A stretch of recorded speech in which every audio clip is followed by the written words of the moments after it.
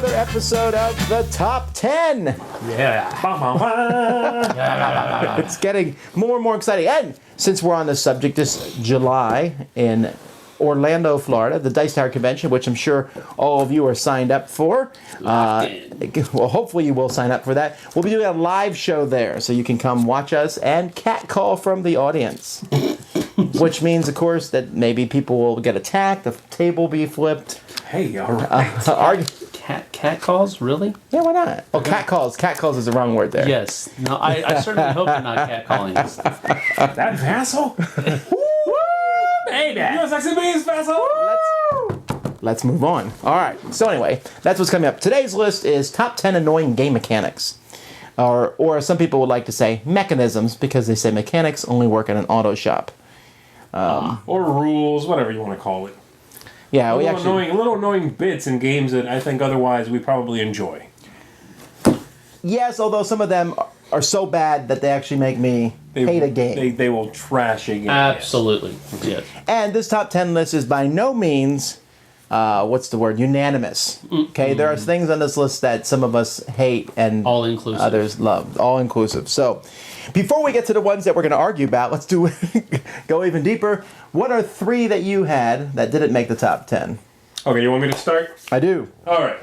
So I'm going to start with this one. My example here is, again, the game is going to be just a representative image, I think, for most of them. But the mechanic is bidding games in which you can match the bid instead of having to go over the bid, right? I know for sale, this edition of it, the Griffin Games one, I don't think it has that rule in it, but if I'm not mistaken, the Uber Play used to have that rule in it where you could just match. And it's very annoying. It just drags the game out for no reason. So I'll be like, okay, well, I'll pay 6 for that. Okay, 6, 6, 6, 6, 6, 7, 7, 7, 7, 7, 7, 7, 8. And it's It sounds so fun. It's just a really silly rule. It's an awful rule. I forget if it was optional or not, but I've definitely encountered this game and other games that use that rule. It's got to go. Well, the thing is, auctions can be annoying in and of themselves. I'm surprised that's actually the only time there actually another auction makes the list. But auctions themselves can be annoying to people depending on how they're run. Right. Like going, 17! Oh, come on, we just finished the auction. It's too late to jump in. Yeah. Or a guy who sits there and takes forever to bid. Open bidding, okay. Anyway, what's next? All right, next is my example here. A good game, Citadels. So, First Sale's a great game. My example here is the character that can let you destroy a building. I don't like that, not because I don't like the chaos, not because I don't like the confrontation, but because it takes the game, it draws out the game in an artificial way. Which is why so many people play this game when they play about 5-6 players to one fewer building. Because the game draws out, especially if you blow a building and it's like, oh, now we got to sit here another 15 minutes because of that one move. Now, Can't you just give that guy a -3 victory point chip and move on? You know what I mean? Yeah. That's it. Cancel the building. It doesn't score. Move on. Don't draw the game out. So again, mechanics that blow things up and push the game backwards, time-wise. So that's my representation of that there. And lastly here, is another good game. Another great game, Survive. And what I don't like about this one is the meeples with the numbers below them that you're supposed to remember and save the guys that have really high values. Yeah, I forgot those. As soon as I put them down. As soon as I put them on the board, I forgot. Oh, you know what the rules say? You can't check. Why? It's my guy. I forgot he was a captain? I mean, what? That makes no sense. They're either all worth 1, or I'm able to check. That's actually the way I play. Where I almost always play where they're all worth the same amount. Right. And so that rule, again, it's not enough to ruin the game, but it's a silly rule. Hidden values that take the whole game to play out. And then at the end, it matters again. At the onset, though, it does kind of have to be that way. Because if they know which one is your high number guy, they're going to go straight for that guy. No, he's saying that you can't check your own. I understand that. But the mechanic itself, I guess you're you're griping about, and griping is a bad word, but you're talking about it's a good word. how the mechanic plays out. Right. The validity of the mechanic, I think, is there, but how it plays out is annoying sometimes. Well, just the rule that you can't check is it's the whole memory aspect. You got to keep all these different balls up in the air. Right. The fact that I cannot check, and that'll come into play a little later, not being able to check something. However, games that do sense. allow you to check can be really annoying because the guy will be like, "Okay, my turn. Hang on." Yeah. I mean, it even happens every time I teach like a game of werewolf. I'll hand out the cards and I'll say, look at your card. It tells you that you're a villager or a werewolf. And then put your card away forever. If you cannot remember one word, then you're too stupid to play with us. Because halfway through the game, people will be like, they look at their card again. So if I'm a werewolf, what am I supposed to do? And I've had that happen in games. Oh, yeah. But all right. All right, that's it for me. Sam. All right. First mechanic of mine that did not make the list This is 2 Stephen Boddicker games in a row. is on this game, and it's again like Z said, these are just representative games. We're not completely trashing the game that we throw up in front of you. We're just saying that this game has the mechanic in it that we're talking about, and the mechanic that I'm talking about here is where you have timed actions, to where you have to do a certain number of things in a certain order or what have you, and you only have like 30 seconds to do it in, or 60 seconds, and if you don't get it done, too bad, so sad. That just bugs me because I'm more worried about getting everything in on the time than I am enjoying the game. So that kind of just doesn't trash the game for me. I can deal with it, but I'd rather not play a game that has timed actions in it. Certainly a divisive thing in games. It's something I love in games, but I understand that Sam's not the only one who hates it. Yeah, what bothers me even more than that mechanic actually is games I like where it. Instead of getting, say, 60 seconds, which I'm okay with, I can deal with, a certain amount of time and everybody gets that, is games like Mondo, like Galaxy Trucker, where it goes, okay, it's timed, but you kind of just have as much time as you want to. And then I just feel like, okay, well, should I be going fast or should I be going slow?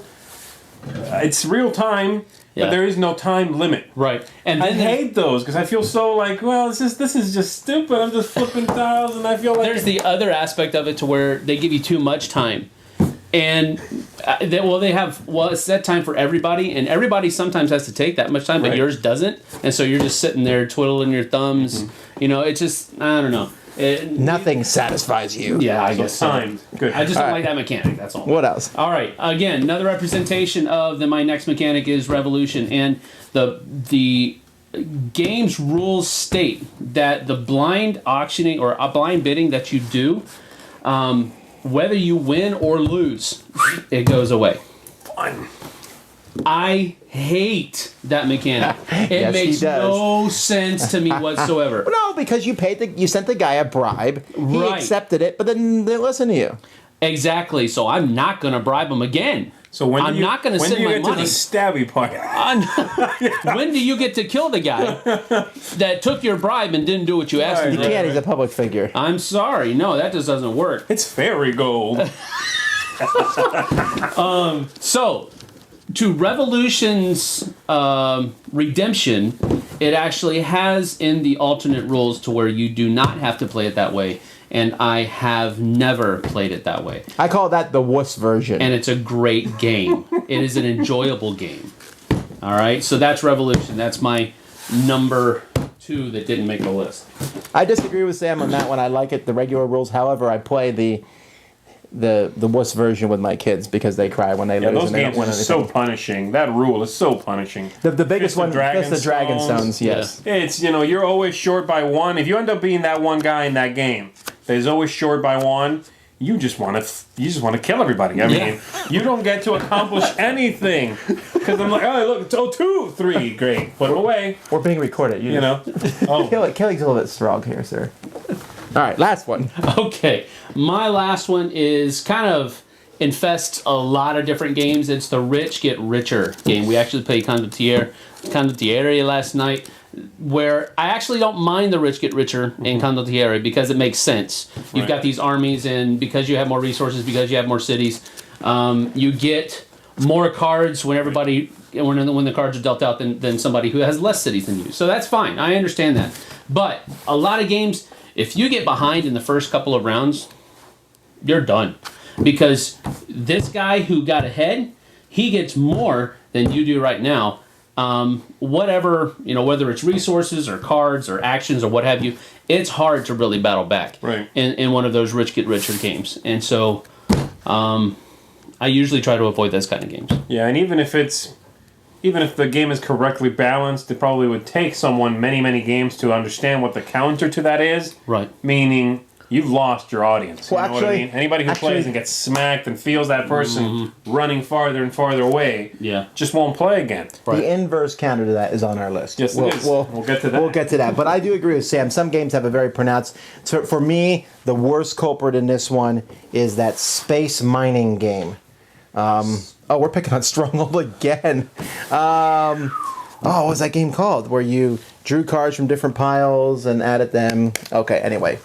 It's a game that... He'll remember later. Yeah, I'll remember later. Keep watching. Okay, so anyhow, my three. The first one is the reset button, I call, and that's not where it's similar to Zee's, but basically it's where someone will reset the board. Right. Magic has a card, I believe, that kills everything. Magic the Gathering, but there's other ones will like wipe everything or get rid of all the cards on the board, or it basically pushes back all the progress of the game thus far. It reminds me a lot of Amazing Race. If anyone here has watched The Amazing Race, I like The Amazing Race. It's an interesting show, but what happens is they'll get to a hotel for the night, and then everyone catches up artificially. Yeah. And so that's there, and it kind of resets the game. And they do that to keep the show exciting. But if you're playing the game, you're like, well, why did we just do that? Right. I thought they staggered when you could leave there. Well, no, not the hotel. But sometimes they'll get to go to this museum and find something, and they all get there. And the museum doesn't open until 7 a.m. So they all are sitting there, and by the time the museum opens, everybody has arrived. Yeah, I got you. So the next one is called the Game Bomb. Now, this is in only a few games, but it's in a game where one person can tank. The game will make it possible where one person can tank the whole game if they find that they're losing. This was recently in a prototype that I played where the designer put it in the game where basically you were fighting over the world, but one of the countries, they could press the big button at any time and say everybody loses. Oh. And I said that's a horrible mechanic because everyone will hate that, because all you have to do is tick off one person and that's it, game over. Terra Mystica from Days of Wonders had that basically, where you were trying to save Earth together as a cooperative game, and but only one person really won. So if one person figured out they weren't winning, well, they're not going to save Earth anymore. So what do I care? Terra, just so nobody else jumps on you later for this, I don't think Terra Mystica. Not Terra Mystica. Terra. Was it just Terra? It might have been just Terra. The little card game? Yeah. The old little card game from Days For of Wonder. Duty. Yeah, sure, yeah. Terra, okay. Yeah, because it was cooperative, but you could be like, I'm not winning. Screw everybody. Yeah, and that's just problematic. That's just bad card. I mean, that's bad game design in my opinion, and I don't like it. And then the third thing I don't like, which a lot of people don't like, but some people do, is player elimination in long games. I don't have a problem with player elimination in King of Tokyo and Cashing Guns and Bang, because those games are fast and over with, and it's funny. Boom, he just killed his dinosaur. He's out of the game. And then he sits there and waits for 15 minutes. I do have a problem with, the biggest culprit of this is the old-fashioned game Risk. Because you could be out of Risk quickly or whatever, and then you could sit there for 3 hours sometimes waiting for everyone else to finish. Now, if one other person gets eliminated, you could play a two-player game, I suppose. But you could also be sitting there for a really long time watching people. Now, some games have Euroized this, and they've done basically the same thing. You're never technically eliminated, but you might as well have been. Like, you can never lose your home territory. So you have one guy in your home territory. Like, you get to, not only will you not win the game, and you can't leave. You're not allowed to leave. You ain't gonna win. At least when you're eliminated, we're not gonna let you get up from the table. You can go home. You'll slam the door behind you, but here you can't. You're stuck there. So some people don't agree with that. Some people like that.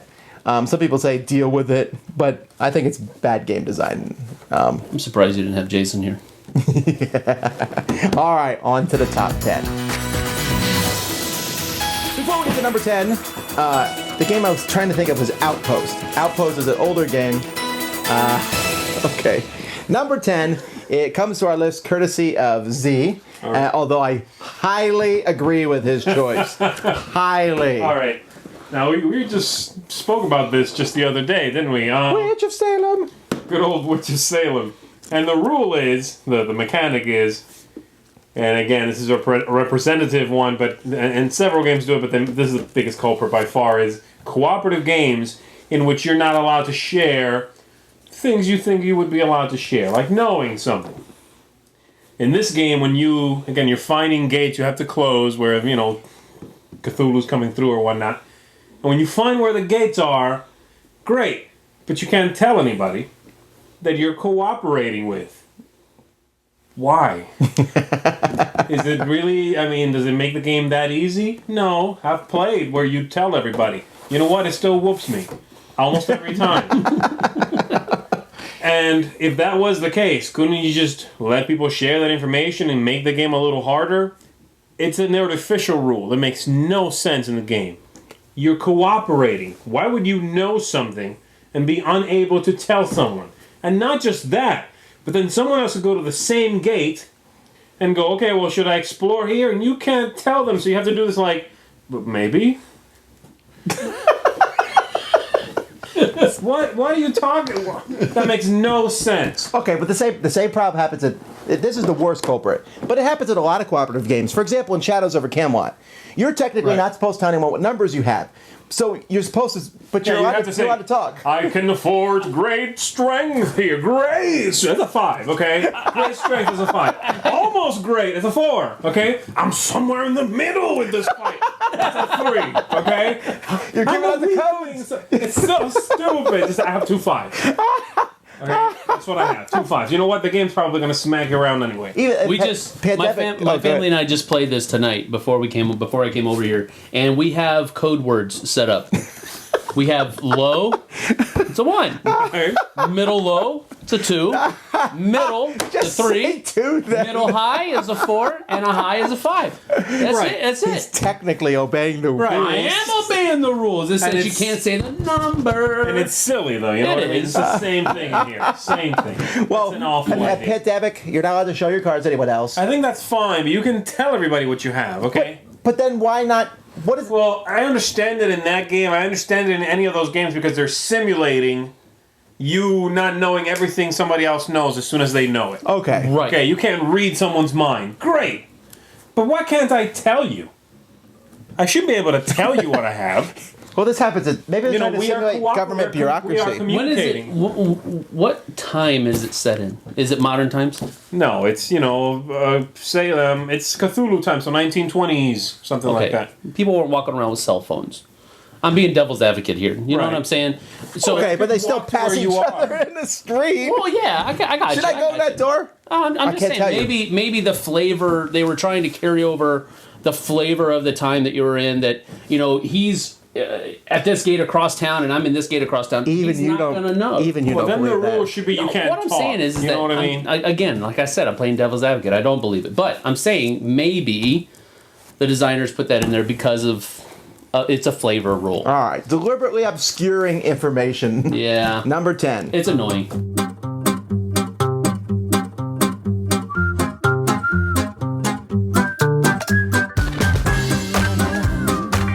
Number 9 comes to us courtesy from Sam. And I can feel his pain, but for a different reason. I'll explain it. Look, I make a fool of myself on a regular basis a lot. I don't want to play a game that makes me do it. Quelf is one of those games. They just have these, and again, a representative game. Party games probably are. I think Quelf is the best example, but Okay. Yeah, I agree with you. Party games will probably do this more often than other games, to where you have to stand on, crouched over. You can't touch the table, and if you do touch the table, then okay, you just lost 5 points. Acting like a fool. I don't like games that make me act like a fool. here's the deal. Here, I kind of agree with you on some parts. I like games that make you act like a fool because of the way the game is structured, not because you draw a card that says do it. Time's Up's a good example. Time's Up, I've seen people do hilariously stupid things. Right. The game did not tell them to. It just happened naturally. Yeah. Instead of you drawing a card that says cluck like a chicken 3 times and turn Right. around and throw a card into a pot. That's the mechanic I'm talking about. But here's what really gets my goat. Oh. And no, I'm serious here. Here you go. I have so many people tell me how stupid board games are and how dumb board games are, and then they play Quelf. Yes. That's Don't tell me my games are dumb when you're sitting there hitting each other with pots and wearing kittens on your head. Got him. I don't think I ever drew that card. I did draw the card that every time somebody laughs, you have to slap your knee and go, waka waka. Quelf. Yeah. Well, but no, I don't have a problem with people playing Quelf. Anymore. I have a problem with people who play Quelf, but later on I'll say, want to play Ticket to Ride? Oh, I don't like board games. They're kind of stupid, aren't they? Childish? Don't make me slap you. Not really. I will slap you. They are basically admitting. It's different than killing. They are basically admitting that Quelf is not a board game. Okay, So fine. that's- Look, I have no problem. Yeah, I do have a problem with Quelf, but all right. Again, if somebody wants to enjoy Quelf, that's fine. But Sam is saying that mechanic. I'm not gonna it's do an it. awful mechanic, and I've played Quelf, and it made me feel Sometimes I don't mind like a this, though. lesser human. Sometimes I don't mind it. And dancing eggs and things. I don't mind. What's the new one? Dungeon Fighter. For some reason, I get a kick out of There's it a in line Dungeon that Fighter. you draw, though. There's a line somewhere. It's in yeah, the sand. it's almost like I think the line is somewhere that you go into that territory and there's no reason why you're being silly. No, you're being the silly because game the is game has basically ordered saying, you. Be silly. Be silly because this game, the mechanics aren't supporting fun. Right. So let's be silly and get the other people laughing at you. Let's get some laughter going. Right. You know, if you're playing a game where everybody's laughing together because the game is silly, that's fine. I think it's what you guys are saying. If the game is giving you a card and saying, act stupid because we need laughter, that's not good incentive. Right. All right.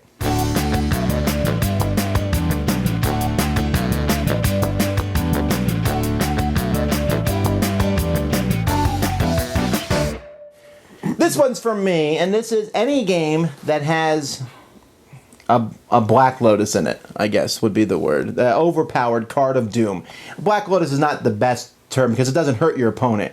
But there are games which you have one card or two cards that are so vastly overpowered. It's obvious that the designer, I don't say didn't play test, but just didn't think about the ramifications because that card is so powerful, or whatever space they land on is so powerful. Nowadays, I think game designers have gotten really good at almost eliminating this from games. But there are still games, I'm going to name Tenjo, which was a game designed, a small game, where you could play a card that would literally destroy an entire army of 500,000 people. Mm-hmm. And if the other person did not have the card to block it, that was gone.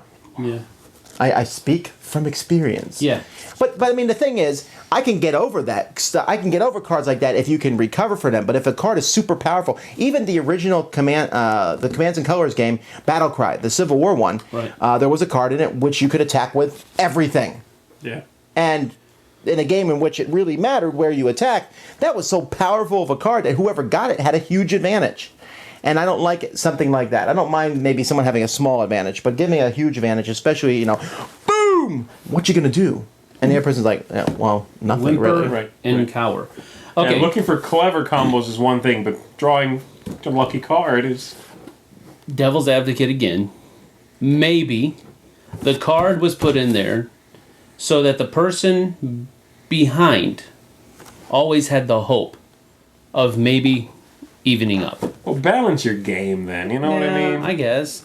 But I mean, in those war simulations games, it's kind of... Yeah, but if that happens, you can go to the other extreme. The person who's losing is like, Gets I have that a chance. card. You thought you had a chance? Look what I drew! I've been playing. I've been playing easy this whole time. Yeah, but I'm just saying, I mean, even with Battlecry, like that card in Battlecry, I can see an all-out advance. Well, yeah, I can see happens. it. But I think you could mitigate it by giving each player one of those cards that they can use over the course of a game at Maybe one use point. it once. Yeah, right. it's a one-time use card I for see both the sides. thematic thing. Okay. It's so powerful that if one Having person only gets one it, card and only one person gets it. That's where it's on. There's other games, one person they start playing a card and you're like, oh, come on, Right. Okay, so that's number 8, the card of doom.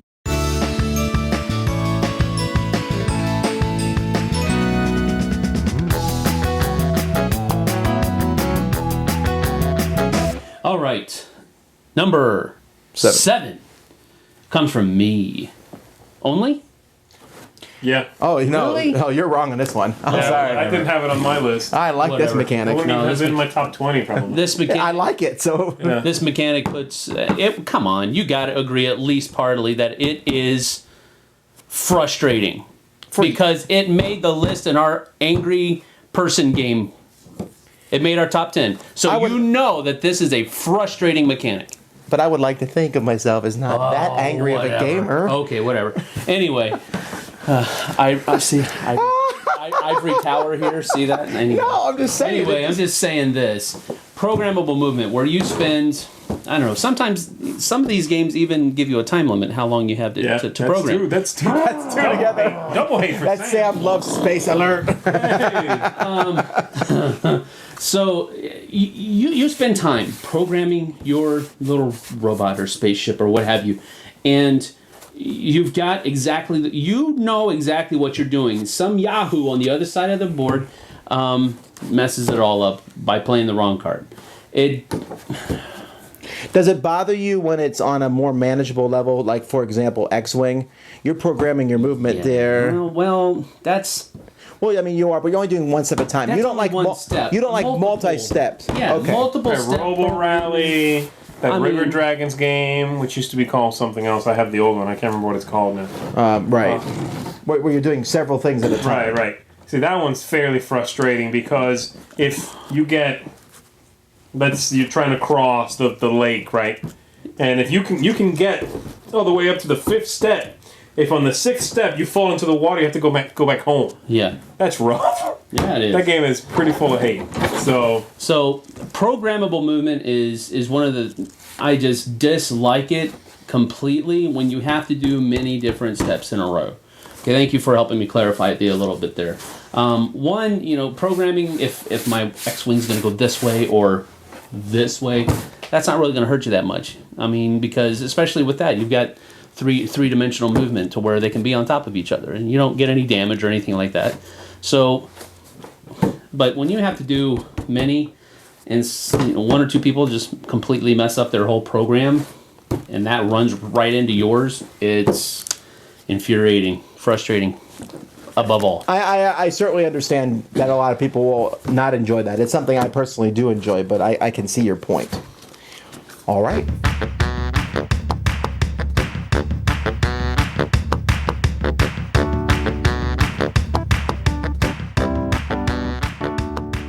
I don't have a representative game for this one because it's in a lot of games. This is one. I just call it lose a turn. Okay? It used to be in the roll of move games. Boop, boop, boop, lose a turn. Then it was an Uno, skip. Yeah. Okay? Now, in a game like that, not so big of a deal, although it can be annoying when it's skip, and then it's like the other guy reverses, and you're like, oh, it's coming back. And then the guy on the other side goes, skip. Yes. That's could be really annoying. Right. But it's even more annoying once the game gets more bigger, gets bigger or whatever, and then a player does some action, and they don't always call it lose a turn, but you are stunned, or you cannot take an action this turn, or whatever it is, and you get no actions on your turn. That's really frustrating, and I think it's indicative of bad game design. Indicative. layer That also, Yes. that Right. one mainly that indicative Yes. mainly. Yes. Lay your guy down. Next turn, he stands up. Next player. That's like, come on! I think if you combine that, as you said, with reverse gameplay, that is annoying. Yeah. Reverse gameplay is pretty annoying. Because not only do you not get a turn, but everybody else is going to get a turn again before you get a turn. So we're going, okay, I'm about to, okay, it's going that way. And then, it's like, okay, I am done. I just played that game that just came out, the little card game called Ghost. Right. The Richard Garfield game, and there's reverse cards in there. That's all right because it's 3-4 players is probably the sweet spot, so it's not too bad. But in a big game, a big silly card game, that's painful. Yeah. Right, and sometimes, like I said, it's not always lose a turn. It might be just something that effectively neuters your army for that turn, and so you just can't move. You can't do anything, and you're stuck. And so you basically go, can't do anything again. And you guys have played games for that. It's your turn. It's like, okay, what can you do? I'm not allowed to do anything, so I'm gonna pass. And it's basically lose a turn. I think We just played a game a couple Tuesdays ago with that. Bob, I can't remember the name of the game now, but it was where myself and another player, we spent most of the game. I can't do anything. Oh, Yido. I can't do anything. So we go around. I can't do anything again. And then, I get to do something now, but it didn't really do anything.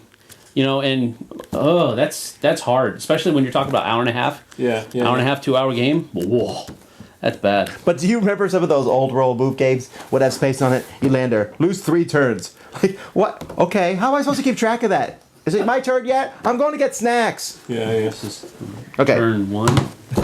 Yeah, I know, but it's really bad game Didn't design. have this back then, man. This new number cube. Moving on.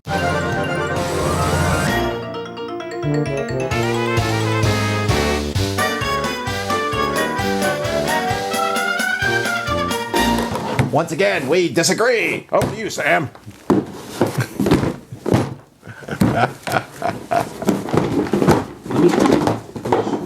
Okay, be careful.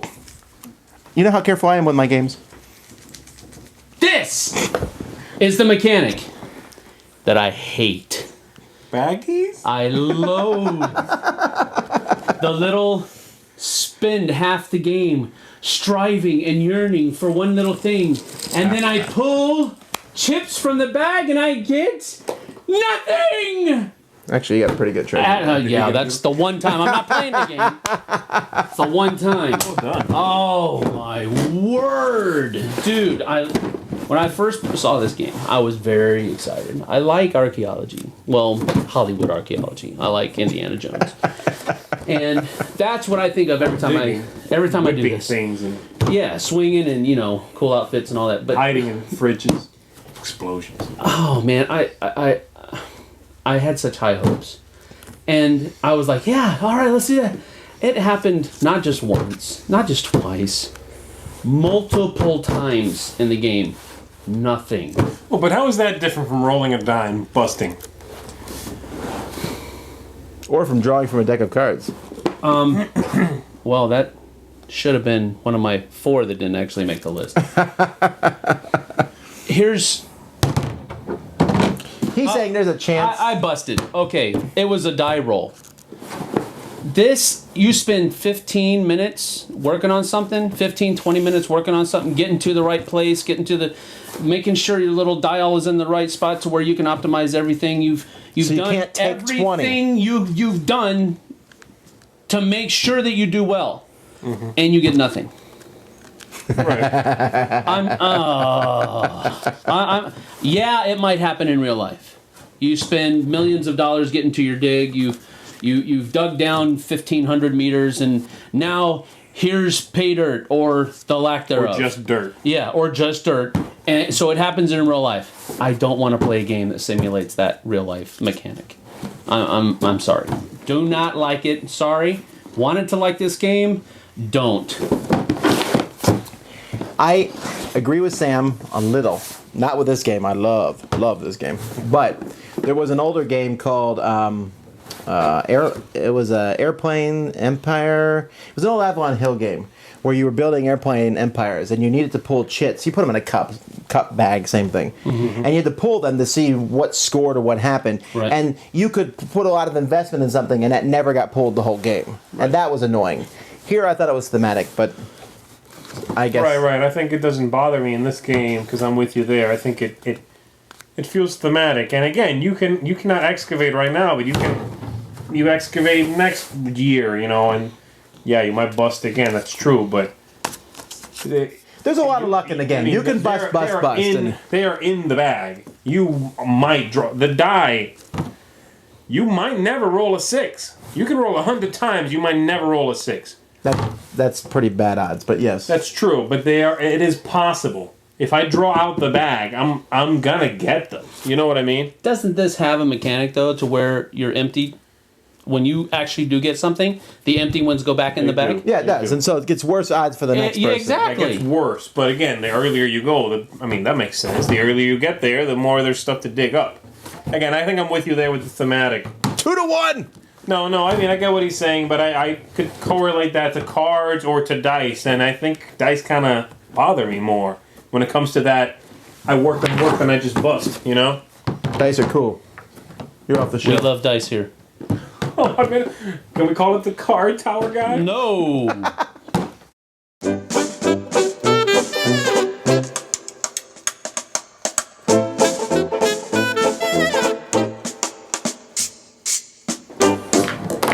right, this next one is mine. This is a wonderful game, Race for the Galaxy. I enjoy it quite a bit. I enjoy the expansion quite a bit, except for the last one, which has war rules. What it isn't good for. Absolutely not. Say it again. No. The rules in this game, the war rules, not only are they extremely complicated for something that should be relatively simple, but they never happen. They never come into play. It's like once every 100 games that they apply. So it's like the threat of war.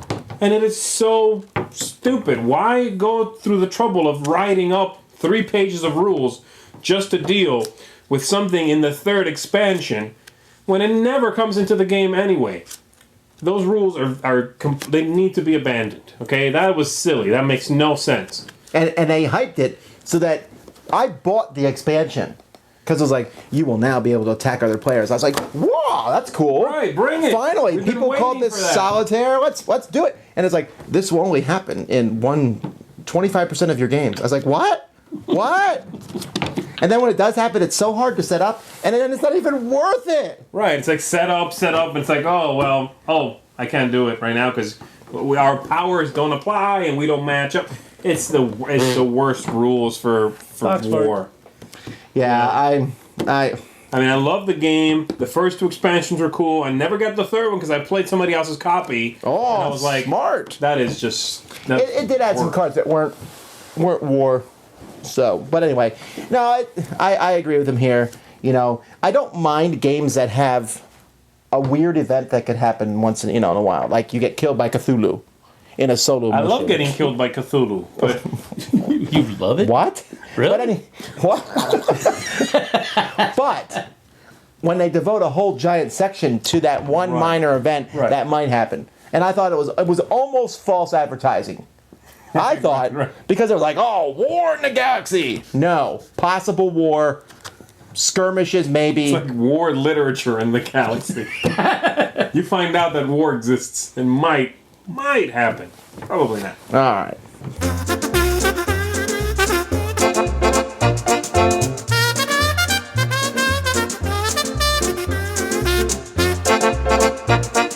Okay, we're finally getting to stuff we agree on, or at least we agree on a lot of this, but, we had different things that push our buttons. But Sam and I, this one happens, I'm going to talk about the main culprit, which is Tenjo, which had this in it, but other games have had a similar thing, and that is basically where in Tenjo, you had a 10-sided die on your turn, and you would roll that die, and that is how many actions you would get. I cannot tell you how stupid that is. Because I roll a 1, I have 1 action, and then Sam has 10 actions. Okay? Not only did you roll for actions, but it wasn't even like a D4 where it was close. Right. And they'll say, well, it will even out. Yeah, but it only takes 3 turns of me rolling a 3, then a 1, then a 2, and then the next guy for him to obliterate me. Not to mention he's that card, which just blows up my whole army. Right. But that's a different story. Right. That's not the only game that does it. There are other games where I just played a game with a pyramid, I forget the name of it, where you drew a card and that's how many things you could do that turn. Just give people the same amount of actions. I'm not opposed to making sides asymmetrical, but to make them randomly on your turn, you get to do 4 things. On your turn, you get to do 1. Yeah. You're changing the very fundamental basis for this game. And when you are allowing people to completely randomly do more than other people, that is... does anything break a game more than that idea? I can't think of anything. That was just... And I mean, that's... it's not in a lot of games. There's not a lot of games that do this. It's true, but any game that has that, I'm sorry... Rethink that, okay? Yeah. There's nothing I can literally think of that will break a game more than randomly, and plus 10, it's like ridiculous, but even just 1 through 4, randomly assigning how many things you get to do, why? Randomly? Why? So anyway, roll for actions.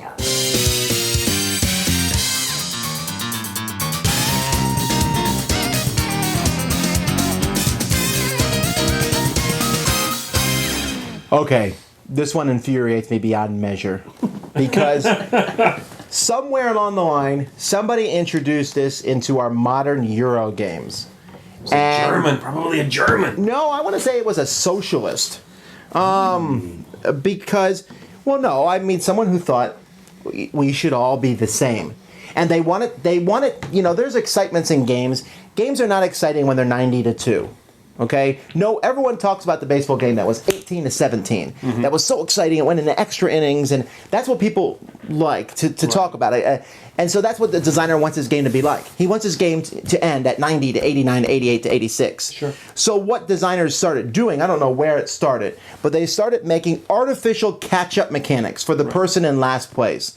And I don't mind it a little on the side. Like, oh, you're in last place, here's a little bit of help. But if you say, oh, here's a sledgehammer, okay, since you're in last place, everyone else is fighting with guns, we're going to give you a bazooka, and it's your turn. Or even worse, artificial slap-down mechanics. Age of steam is the worst for this. The more your income is, the more income you will lose. Why is it that way? Because they want to make the game close. It's lazy game designing.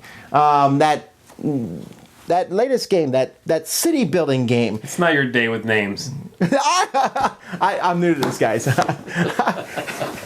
I'll give you one example I have. Middle Kingdom. It's a little card game from the designer of Galaxy to Race for the Galaxy, actually. Middle Kingdom, little Z-Man card game. There's a catch-up card. It's a dragon or some such thing. It's better than the ones the other people are winning. You actually want that card. You get to pick first if you have that card from a display, which everybody's hoping to jump in early. So if you're losing in that game, you're quite likely to win. It's that bad. It's that overpowered. Okay, that's not a catch-up mechanic. That's lack of balance. You need to rethink that, Yeah, but then people will actively be trying not to.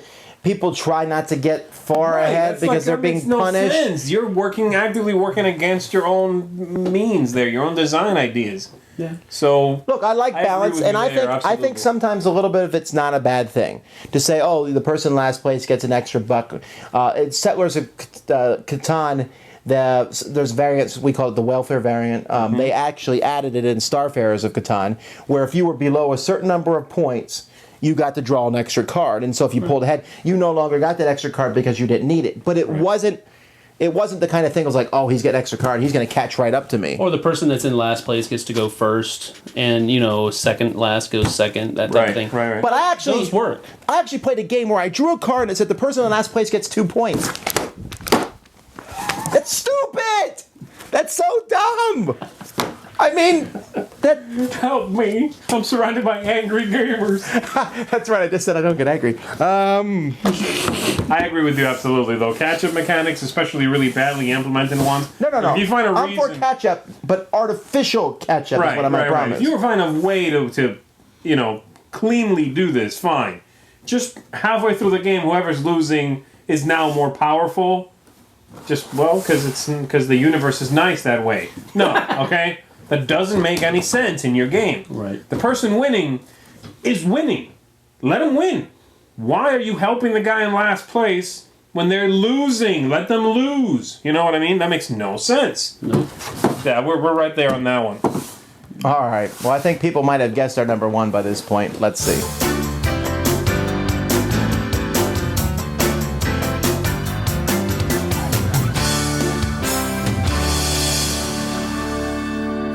All right, this was the only one that made all three of our lists.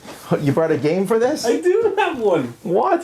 This is not the best example, but I don't have the best example. Because we don't keep these kind of games. Actually, I think I might have a few. Roll and move. Ugh. You roll a die, and that's how many spaces you move. Exactly that many. Not up to that many. Right. Exactly that many. And then when you get there, you do what it says. Yeah, now actually people have... Pushy gaming. Roll it. You roll. Do what it says. People have messed with the rolling and move. I've seen games where you roll dice and you can pick one of the dice. That's how great. I actually don't mind that at all. That's life. Runebound had dice you would roll and it would show different terrains and then you could pick which dice you move. That's great. I think dice manipulation and tying dice to movement is not necessarily bad. Now we love dice. But I love dice. I want to stay on the show. I love dice. But you roll a die, one die, or even two and combine them. Okay, basically you get one number, and you have to move one pawn, exactly that many, and you're probably going to land on some place, and it's going to tell you what to do exactly. That's just the game is playing you at that point. Sorry. I guess I should have put Monopoly. Yeah. I should have put that as a game when you mechanic. get to the room, you stop. But still, I might roll 1, 1, 1, 1. And then when I'm close to that room that I want to make an accusation in, 6! then you move me back. And you go, oh, it's, Colonel Mustard. I'm like, I was trying to get to that room, and I got to walk all the way back over there. That's why the newer version of Clue, the DVD version, one of the newer versions I really liked because they took that out. Right. And I like Clue, except I hate the roll move mechanic. Yeah, right. Because like one guy apparently has a cane, and the other person runs at full sprints around the house. I actually hate roll and move the fewer dice you use. A single 6-sided roll and move game annoys me. Yeah. Because not only does it dictate where you move, but you move so slowly. Right. And even worse are games in which most of the spaces are the same. Yeah. So it's like, oh, look, I landed on lose a turn. Oh, draw a card. Oh. Now, Monopoly is the most popular roll move game. Right. And for some reason, it bothers me less in that game. But it's still there. It's still an annoying thing of that game. The game that I think that took it to a good level was Careers. Did either of you guys ever play Careers? I don't think so. Careers is a game in which you move around the board and you're trying to collect. It was a game that lets you pick your victory conditions, which is really weird for a mass market game. You were going for happiness, fame, or money, and then you pick a combination of those. And there were these little tracks that you could move around on the board, and when you got in those little tracks, you'd roll 1 die. However, going to certain places would give you cards that you could substitute instead of a die roll. So you'd say, oh, I can move 3 spaces, or I can roll the die. Okay. And I like that, because then you Some feel like choice. there's some more choice It's at least involved. one choice. See, for me, probably the worst representation of this is the end of what's one we get with the elephant? Parcheesi with the Oh! the very, very end of Yes. Parcheesi where you have to go in, but you have to roll the exact amount. Sorry is the same way. Right. It's just get with home. cards. It's with To cards. get home, though, right. yeah. Yeah. It's like, you can move, you have some choices while you move in Parcheesi, but at the end, where you have to roll a 3 to get in. You roll a 1 or a 2, that's great, you move up. Now you gotta roll a 1 to get in. Anything else, it's like, go. Oh, I'm going to argue. Go. I would say tied for the most annoying is Trivial Pursuit. Because you have to land on the piece of yeah, pie. that's right. And if you don't land a piece of pie, then everything you're doing is worthless. You could get 50 questions right in a row, It doesn't matter. unless you roll the die and land on a piece of Bad pie. design. That is just bad design. And yet, they sell millions. Yay! All right. Well, folks, those are our top 10 annoying mechanics. Tell us in the comments what you think about them or what you think about us, although some of you have done quite well at that. Yes, you Our next one, we'll be talking about our top 10 party games. Hey, all right, I got to hear Sam talk about that. That was just A list of 2. totally random. So anyhow, until next time, I'm Tom Vasel, I'm Zee Garcia. And I'm Sam Healey. and you've been watching The Dice Tower.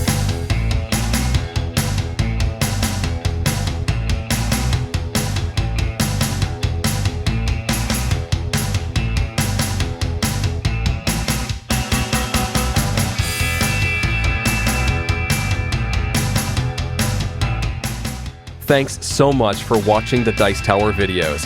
Find more great videos and reviews, as well as our top-rated audio podcast at Dicetower.com. You can also find the latest board game news at Dicetowernews.com.